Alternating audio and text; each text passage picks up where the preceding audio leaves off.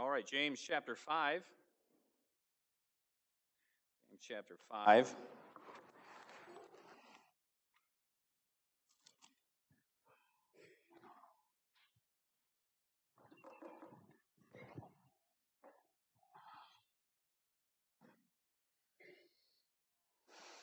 We looked at the first 6 verses last week, and that was dealing with a warning that James is giving to the wealthy who were wicked.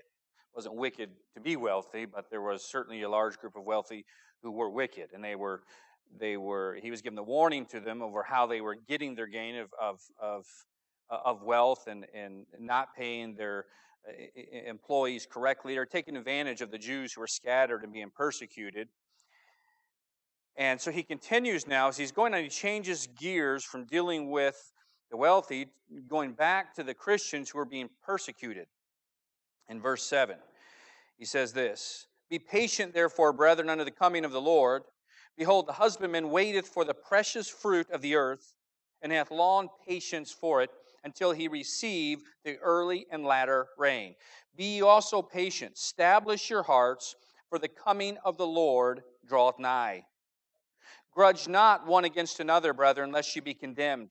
Behold, the judge standeth before the door. Take my brethren the prophets, who hath spoken in the name of the Lord, for an example of suffering, affliction, and of patience. Behold, we count them happy which endure. Ye have heard of the patience of Job, and have seen the end of the Lord. The Lord is very pitiful and of tender mercy." Let's go ahead and pray. Father in heaven, Lord, I love you. Lord, I thank you for your word. I ask your blessing upon the message tonight, Lord. I pray that you would be glorified and honored in all that is said and done. Lord, please work. Lord, I love you. I pray and ask all this in Christ's name. Amen. I remember when I was in high school, I guess it would have been, I'm trying to remember, it was my junior, senior year. I couldn't quite put it together. Probably my senior year, I was, again, the start of my sophomore year in high school is when I started serving Christ. I'm in a public school, doing it for 2 to 3 years by this time, and still learning a lot. I still don't have a whole lot of Bible knowledge down, but growing now. And by this time, though, there was, I had already lost a large element of my friends in school. That happened the sophomore year when I began serving Christ. And for a while, there's still excitement there with serving Christ and going on. And now, but a year or two into it, I was now getting even some heat from the youth department that I was in. As, I was even having to draw some lines of separation there of different events I would go to and wouldn't go to. And only one thing I want to do is do right. And just trying to figure out what that is. But I was getting it from all sides. I was getting it when I was at school. I would see friends that I used to have and really want nothing to do with me. Then I'm in my youth group, and there wasn't much there. And I remember at times just thinking, I just want to quit this. I just want to be normal again, is how I was viewing it in my mind. And, it's really important how you handle times of suffering and times of persecution. It's important. Have you ever been in one of those difficult situations which involved you being persecuted or suffering, and you did not know how to respond? Again, how we respond to difficult and times of suffering, it not only affects our life, but affects those around you. It affects your testimony in the world. Sometimes not knowing how to respond and responding in an improper or unbiblical manner will take you right out of the will of God. So it's important that you have a game plan in place of how to respond when suffering and difficult times hit. I think of Moses when he was dealing with the chiding. I think that's the word used in that same chapter with the children of Israel. And he went to the Lord. They're complaining again. There was a lack of water. Moses goes back to the Lord, and the Lord tells him, "Speak this time to the rock." Moses goes, and anger gets the better of him. He had enough of these people, and he hits that thing twice. He responded wrongly to the persecution that he was getting from the children of Israel, and it cost him the will of God. He was denied the promised land. He did not go into the promised land. He handled it wrong. Peter almost committed murder. The Lord is being arrested, and Peter gets out his sword. Again, he wasn't going for the ear. All right? And he takes this. He takes what was his name? Yeah, he takes his ear right off. And had the Lord not been there, if the Lord not been there and healed him and basically made it as if there was no crime, Peter would have been executed. Peter would have been executed for that. Again, how you respond, we have to learn how to act and not react in situations. We think of different examples in the Bible. I think of Abraham not handling well the fact that his wife, who promised of God, that he's going to have a son. He's promised that of God, yet they weren't handling that well, the delay, and they weren't seeing how God can make this happen. And because he didn't wait patiently, he did not endure that, we had the birth of Ishmael take place, which we're still reaping consequences of that to this very day. We know that if we're going to follow the Lord, suffering will come. If you're not suffering for the Lord, then my guess is you're not following too closely. For the most part, when it's come to the United States of America, we have had sort of a somewhat time of peace here as compared to other nations without having to endure great suffering. We were not putting our lives on the line to serve Christ in our own nation, as was still taking place, and it's still to this day is taking place throughout the rest of the world. But nonetheless, still following him, there will be suffering, there will be persecution. Now, James is addressing the Christians, of course, who had been scattered. Think back to our very first sermon here in the book of James, to give the overall background to it. James is addressing, this is before that the gospel was even going to the Gentiles when this epistle was written. It's probably the very first one in the New Testament. So we're somewhere around 40 to 50 A.D. You had the mass persecution beginning to be described more in Acts chapter 7 and 8 with Stephen, and as well as the verses referring to people like Saul and now wreaking havoc. And so there was a mass persecution. It was so bad that they had to scatter away from Jerusalem. And so James is writing and trying to address those. He's trying to give them help. He's trying to give them help right now, and so they don't quit. So in the times of the suffering, he knows what's taking place. He just addressed one of the struggles they have where they're being taken advantage of by the wealthy. They're not even given their wages that they're earning. They're going through trial after trial. They had to leave their home, and he doesn't want them to quit, nor does he want them to get bitter. So now he's turning his attention unto them and saying, all right, here's your response to it. I've already condemned the wealthy wicked. They're going to get theirs. That's going to happen one day. The judgment is going to fall for them. And he remember what he said. He told them in verse 1, if those wealthy who were being wicked understood what was coming, they would be crying out right now if they realized what judgment was coming in their life.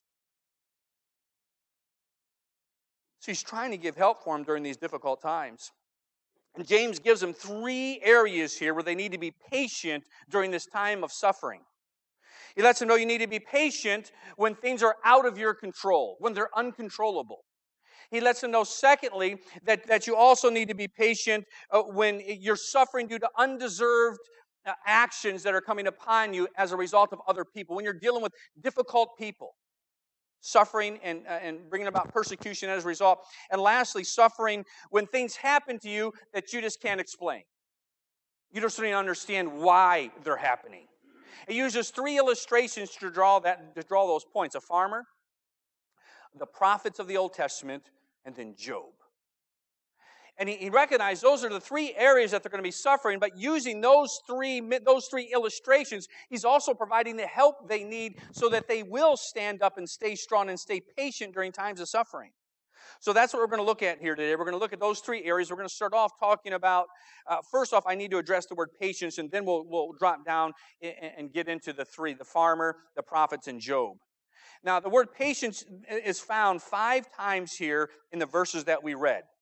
We have 2 different words used here for patience, but one of them is used 4 times, or a variant of it is used 4 times. Now, usually I don't do this, but I will. I think this is important to understand this text. The word that's behind patience that is used 4 of the 5 times is macrothumos. Macro means large. We use that in our others. And thumos we use for heat or anger. All right? It's dealing with the idea in your relationship to others. He's telling them you have to be patient. You have to be long-suffering in your relationship to others when it comes to people. You have to be long-tempered, if you will. Again, the idea is slow to anger, as he already mentioned in James chapter 1. It's being patient with people. It's being patient in your relationships. The idea is we're not to allow anger to take over when we're suffering, because that can easily take place. All of a sudden you're dealing with difficulty. All of a sudden you're dealing with suffering in your life. And if people are involved, which is the implication here, except when we get to Job, and he does change the word to the same one in chapter 1, which that word for patience he refers to in Job is means suffering due to circumstances, not due to people. But when you are suffering at the hands of the actions of others, anger can easily creep in. Anger can easily creep in. So he's given warning against it. You have to stay patient. You have to stay long-tempered. You have to stay long-suffering. Again, anger is a strong possibility when you're suffering as a result of people. When anger comes in, you begin to make wrong decisions. Ask Moses when he smote the rock twice. I remember, and I think I've referred to this illustration before, but I was in New Guinea. It was a Sunday morning service, and I'd arrived, and I was already getting frustrated. And I want to talk about frustration here in just a second. I was already at the point of frustration with how slow I thought the growth was going. And when you're a missionary on the field and you're pouring into the messages and you're not seeing the growth, it's frustrating. And so one Sunday morning, I am there, and I am preaching, and I knew I put into the message, and I'm there, and we had low attendance. I don't remember what was going on, but there wasn't a whole lot of people there that Sunday morning, so I was discouraged on top of it now. And then I'm preaching. I got a couple guys over here. One put his foot up on the pew in front of him, and he's now asleep. He's sleeping on me. And then I got a couple ladies over here. My kids have brought a little kid book for little kids after services to play with, and I got two mothers that are sitting there while I'm preaching, as if I don't see it. The book's in between them, and they're flipping the pages and looking at the book. It's kind of like when you guys are here on your phone, and it's between your legs, and you don't think I don't see that. I noticed that. All right? It's obvious as anything that you're on your phone. So they're going between that. I look around at everybody. My family was sitting all together in the front row over here on this side, and they're all listening. But that was it. And I'm still trying to preach, and I'm thinking, all that I put in this, I have nobody listening. I took my Bible, and I slammed it, and it echoed. Everybody's up and out. And I said, if you don't want it, I'm not going to give it. And I left. I got in my vehicle and nobody moved. I mean, they were just frozen in their seats. That was probably more acting out of anger than anything else. Although it did work. I never did have trouble with him listening again after that time. So sometimes the Lord can take your stupid decisions and use them for good. But when people do us wrong, so what's our response to be? We're going to get into that. When people do us wrong, we have to remember the fact that God is in control. Remember this. We talked about this earlier, but think of Romans 12:19. Dearly beloved, avenge not yourselves, but rather give place unto wrath, for it is written, vengeance is mine, I will repay, saith the Lord. Again, vengeance is the Lord's. He will repay. We have to understand that when people are doing us wrong, our response isn't to be anger. It isn't anger. Our response is to turn unto the Lord. It's to trust Him, to understand that vengeance is His. We're not taught that growing up. We're not taught that in many of our churches growing up. We're basically taught vengeance and to pay back. But biblically, vengeance belongs unto God. He's letting them know, those who are doing you wrong, it's not your job to pay back. You're going to be long-suffering. It's the Lord's responsibility to pay back. Be careful where you let anger take you.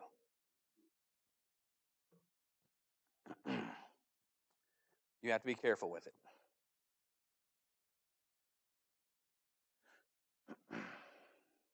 Again, the other word that's used here in verse 11 is in regards to Job. And that word, that is in regards to patient in circumstances, not necessarily in relation to people.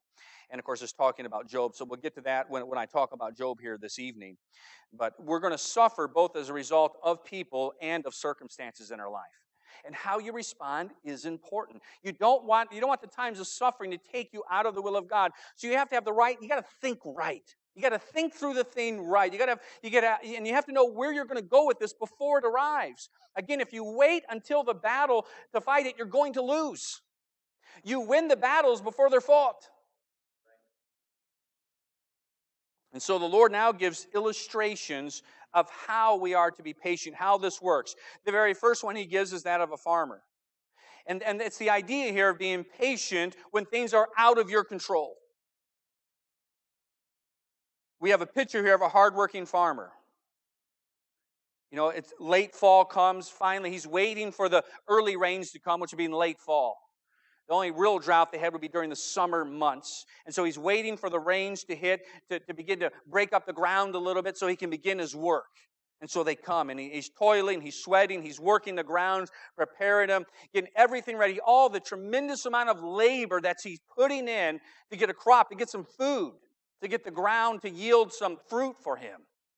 And he does all the work, he gets it all in there, and finally it's all said and done. But you know what he has to do now? Wait. That's all he can do. There's nothing else he can do. He simply has to wait now. He can't control the weather. There's nothing he can do. He can't get out and do a little rain dance and control the weather. I'd see that in New Guinea at times. They'd try and hire somebody to do a little spiritual nonsense to try and get it to rain. You can't control the weather. He can't control the economy or anything. It was now out of his control. And his key was to be patient throughout all of this. He has to wait for those latter rains to occur, hoping for a great crop. Too often we lack patience when things are no longer in our control. When we can't see the end, when we can't control it ourselves.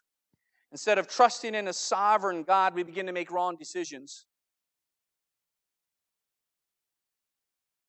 Again, once the farmer has done his work, he simply has to wait patiently for those precious crops to be ready. The rest is out of his hands. He has no control. See, the farmer's teaching us that a lot of the timing is in God's hands. It's in His hands. It's an illustration all of us can relate to when it comes to farming. Then he speaks of the harvest time that comes. And the harvest time here is a picture, he's very clear about the Lord's return. He's saying, listen, the idea he's trying to draw is this. He knows you're going through suffering right now. He knows the labor you're going through, and things are completely out of your control. But a harvest time will come. And the harvest time represents the return of the Lord Jesus Christ. I think it specifically is addressing the second coming, but it doesn't matter here whether it's the second coming or you meet Him in death. One of those two. In other words, his point is this. One thing that helps you to stay patient is you have to understand one day it's going to be over with. It's going to end. It's not permanent. This just isn't it. And when you have the hope of that, was it in Titus 2:13, looking for that blessed hope. It is our hope knowing that one day this is over with. That whatever suffering you're going through is just a simple drop in the bucket. That's all it is. One of the other missionaries on the other island, when she would travel out there, her and her husband, they had a nice house. They'd been there. They're still in the country. They're going on 30 years there right now. And they had built a nice house shortly before we arrived. We were new in the country, and they brought a lot of stuff over from the States. And anyhow, she was talking about when she'd come over, and they would come over every now and a couple times a year. We'd get to fellowship with him. And she was telling Marianne how she can go out, travel out with her husband to the bush places like we are at, and even more difficult places, because she knew she was returning back to her house. She knew, listen, this is just temporary. This is just a few days. My husband isn't moving me here right now. I've got a few days and I can return. In other words, the idea that this thing had a finish line, it allowed her to stay patient during it. It's the same thing he's drawing here. If you would please just understand, listen, this is just temporary. One day it's all going to be over with. It doesn't matter whatever circumstance you're in right now that you think you can't climb over, you're wrong. One day it's all going to be over with. And one day you're going to wonder, why did I fret so much over that? It's going to seem so insignificant when we do stand before the Lord. One day your circumstances will change. The reason why the farmer waits is because he knows through experience the crop is coming. It's coming. I can wait. Not only does the coming of the Lord give us hope, which leads to patience, he also takes this to another direction right here. It also, not only hope, it also produces fear. All right, go back to James there and look at verse 9 again. Hope and fear are what help lead to patience in your life. He says this. I'm going to get to the grudging part here in just a second, but I want you to notice something. I'm in the wrong chapter. James chapter 5.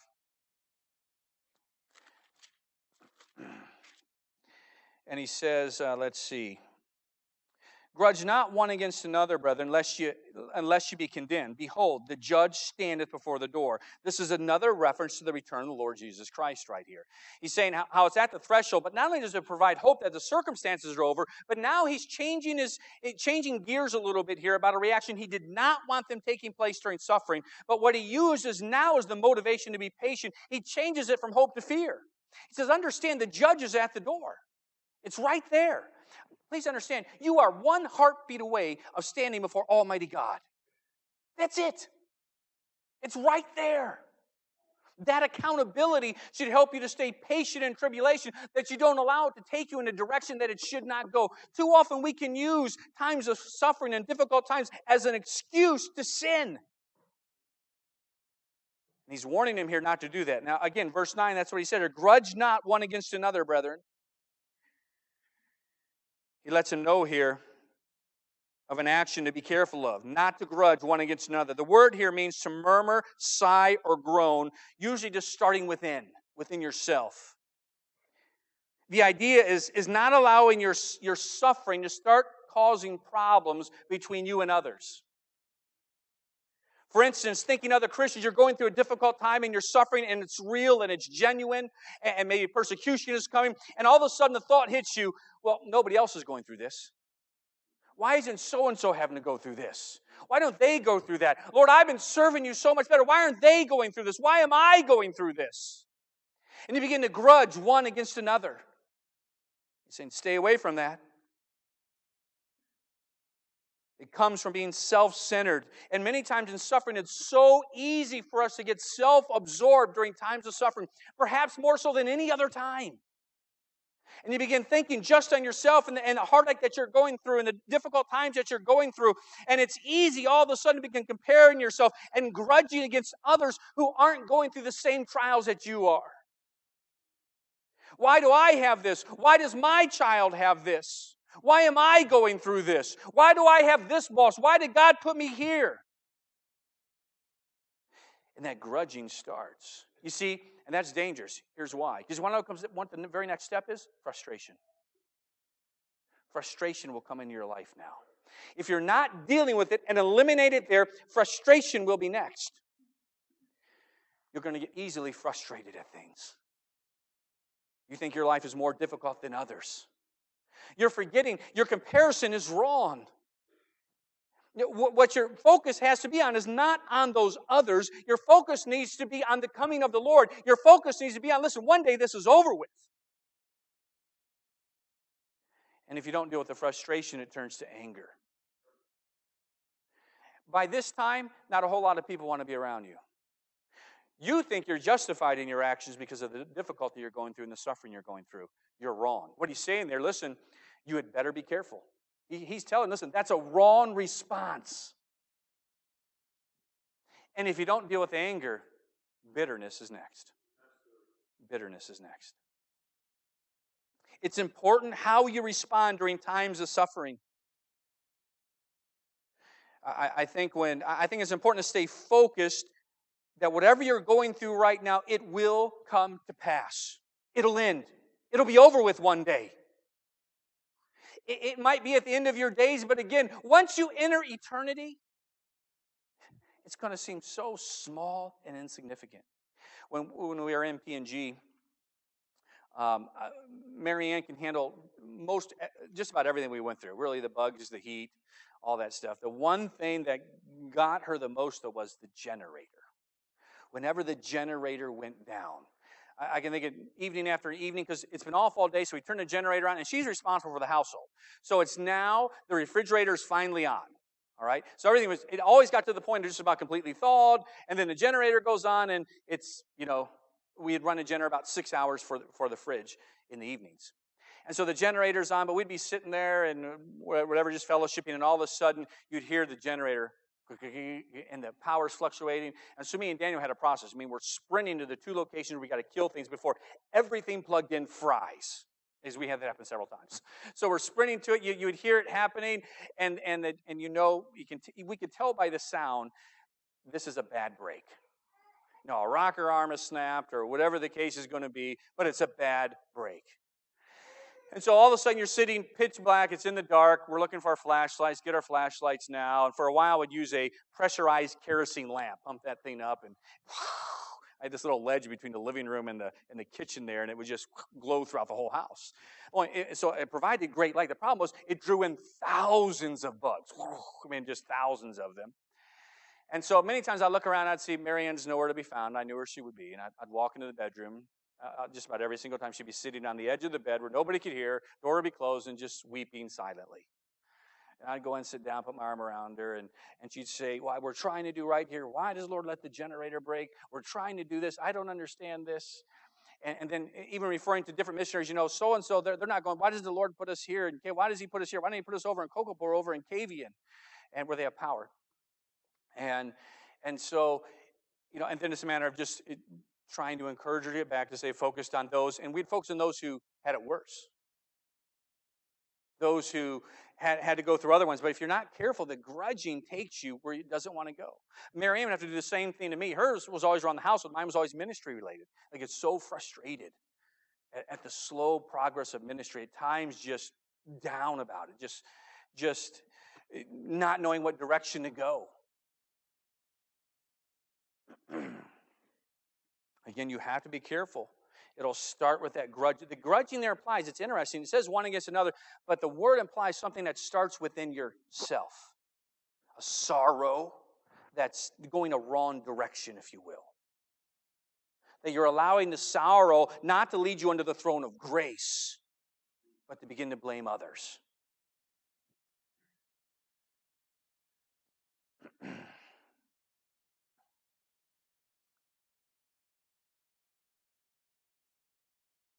And then, from the farmer, he takes it over to the prophets in verse 10. Look at verse 10. He says, "Take my brethren the prophets." He uses another illustration here. "Who have spoken in the name of the Lord for an example of suffering, affliction, and of patience." He says, all right, now we've talked about a farmer. The farmer simply has to do his work, and then things are out of his control. He has to trust in God, knowing one day it's going to end. And for us, of course, he's as referring to is the return of the Lord and how that helps us and gives us the hope. But now he changes directions to prophets who are persecuted, doing the will of God. They're in the middle of the will of God, and yet they're getting persecuted from people. So this is when things come upon you that are undeserved. You have to be careful here because, again, it can turn to anger really quickly in your life as all of a sudden you understand, listen, I didn't do anything wrong here. I'm the one who's in the right. Listen, Isaiah could have proclaimed that when they sawed him in half. When Amos was preaching, again, warning the northern kingdom, and yet the religious leaders were coming after him. How about Jeremiah and his prophecies to the southern kingdom when he's spending time in a dungeon, knowing as the weeping prophet? Or Daniel, or on and on and on, the majority of them all giving their lives. And so now he says, let's think about the prophets. Let's think about the prophets. We think of the men I mentioned, John the Baptist, who was beheaded, to Stephen, who was what we consider after John, of course, the first martyr there after the resurrection, the first martyr of the faith, Stephen. And yet you think of what he prayed as he's being stoned. Lay not this sin to their charge. Father, forgive them. Wasn't looking for vengeance. Not at all. See, what it's teaching us when we focus on the prophets is two things when you're going through suffering. Number one, understand this. You are not alone. You are not the only one going through these trials. There are others who have went before you and have suffered the same things. And you know what? Many of them made it. They're made of the same stuff you are. He's like, you're not alone in this. You're not the only one that's going through this. And there certainly is comfort in that. It helps us to be patient. It's also for them to understand this. Two things here he's bringing out to them by bringing up the prophets. One, you're not alone in this. You can do this. Number two, God's not punishing you. God's not punishing you. He's telling, listen, the prophets, they're the ones, he's speaking of the men of God. They're in the middle of the will of God, and yet they undergo tremendous suffering and persecution. This wasn't punishment from God. See, the devil will begin to play the mind games with you as you're serving him, and all of a sudden the suffering comes in, and you start wondering, what have I done? And he's telling him, listen, you're looking at it wrong. Think of the prophets who went on before you. Again, he's letting them know, listen, God's not punishing you. Understand this, our rewards, I believe the majority of the rewards in heaven are based on the endurance of suffering. Not on what we like to view great works done for God. I believe the majority of them are going to be based on endurance for suffering. He said, no, you can do this. It helps when you know that you're not alone. You're not the only one who went through this. That somebody else has made it. Paul focused on things like this as well. The Apostle Paul, he talked, of course, I think of 2 Corinthians chapter 4, where he talked about how the sufferings of this present time cannot be compared to what's coming. You tied the thought that he's given there to the chapter in with Hebrews chapter 12, where he finished talking about all the persecution and the men of faith. And he talked about, listen, we're compassed about with so great a cloud of witnesses. Let us run with patience the race that is set before us. Again, focusing on those who have went before us, those who have made it. So if you are suffering, please understand you're not alone. Others have been there. They stayed faithful. Multitudes finished right. So can you. It's not time to quit. And God is not punishing you. And then he comes in verse 11 to Job. This is where he changes the word for patient here. It's an entirely different word. Behold, we count them happy which endure. He's referring back to the prophets still there, letting them know, listen, those what they went through, we look at them as blessed. We count them, we see what they went through because they had the reward. I mean, we don't think that they wasted their life. We think, wow, look what they did for Christ. Look what they did serving God. They stayed faithful throughout all of it. But now we come to Job here, and he says, you have heard of the patience of Job and have seen the end of the Lord, that the Lord is very pitiful and of tender mercy. So now he switches gears here. This is being patient when the things you just don't understand and can't even explain are taking place. They just don't even make sense to you. How could this possibly be happening right now? Well, that's what Job went through. If you remember, Job is this righteous man. He is serving God with a true heart, and Satan comes before God, and the Lord brings him up and says, listen, have you considered Job? Have you considered him? This is a man that feareth me, that escheweth evil. This man's right.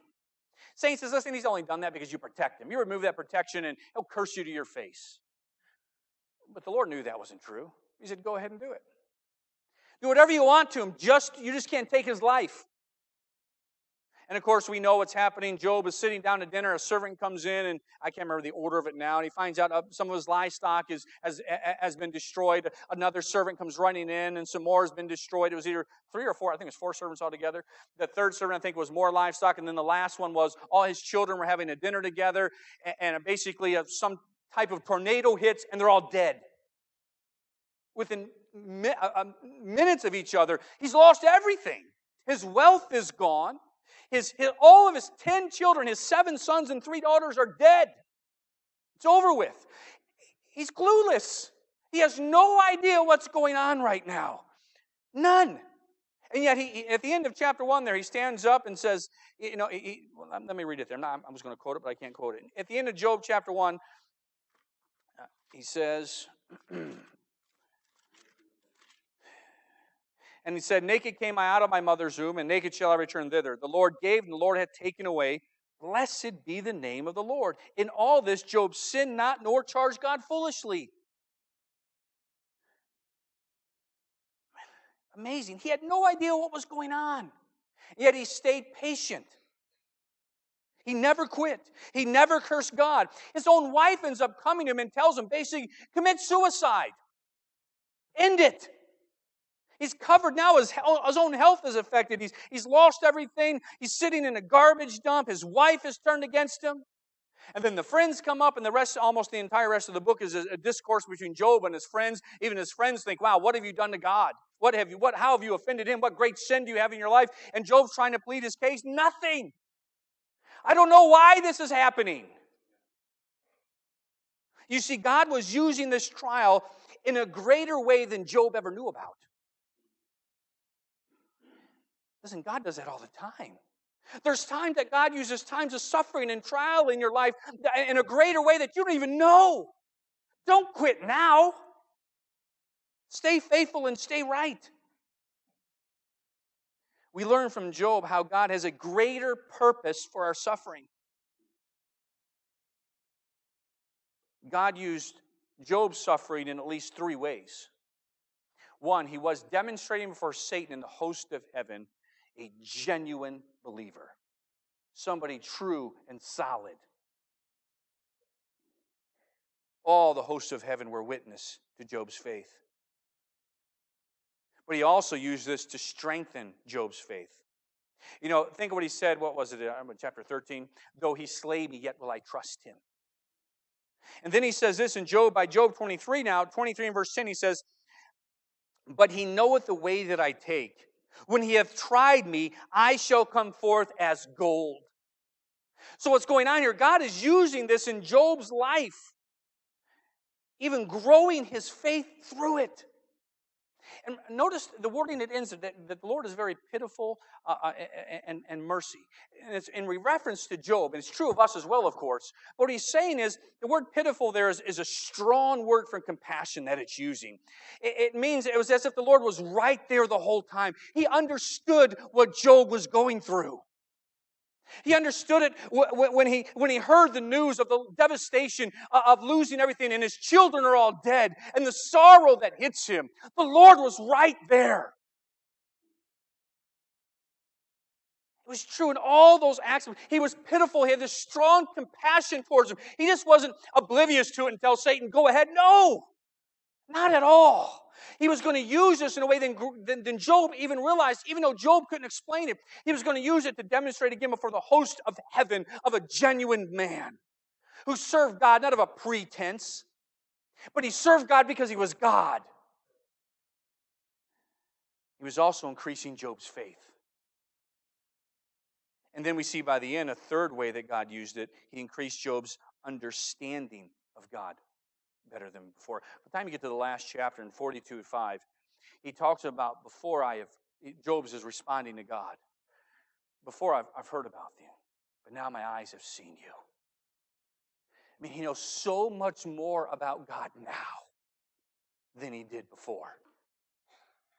And what did the Lord do for him, by the way? Job 42:10. Doubled it. Blessed him as twice as much as he had before. But it is interesting how that verse starts out with, isn't it? Know what it says? When Job prayed for his friends. It wasn't until that point that God doubled what he had. You know what? That goes in line with what he's just been saying. He didn't allow grudging to come in. He didn't allow anger to take over and bitterness to take over. Once his eyes were focused on God, it was a piece of cake to pray for his friends. He understood what he was getting out of this trial, out of this suffering. I think the Apostle Paul learned the same lesson, don't you? You see, endurance teaches you things. It teaches you. It teaches you as Paul learned and Job learned. Paul learned this: God's grace is sufficient. He's praying over and over and over 3 times, Lord, remove this thorn in my flesh, remove it. But the Lord knew that he needed it. God had a greater purpose than what Paul was realizing. And Paul learned God's grace is sufficient. He also learned to be able to go to the throne of grace.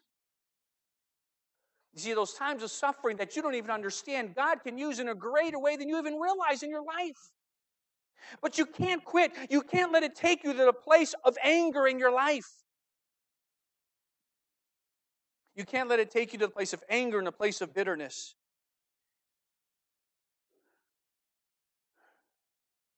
You know, 3 great illustrations here to help us. One, to understand, even when things aren't in control, we just simply have to trust in God. Knowing that our circumstances, this isn't permanent right now.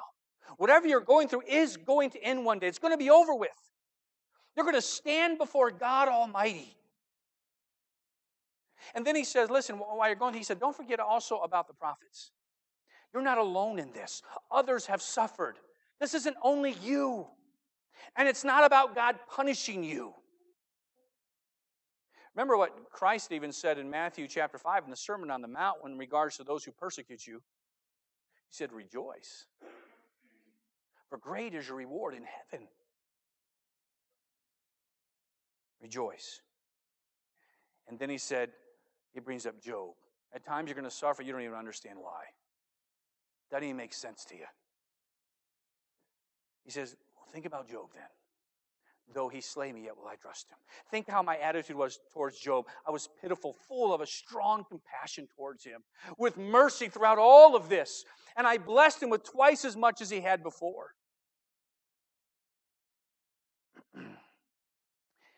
It's important how we respond in times of suffering. It's important how we respond to difficult situations and difficult people in our life.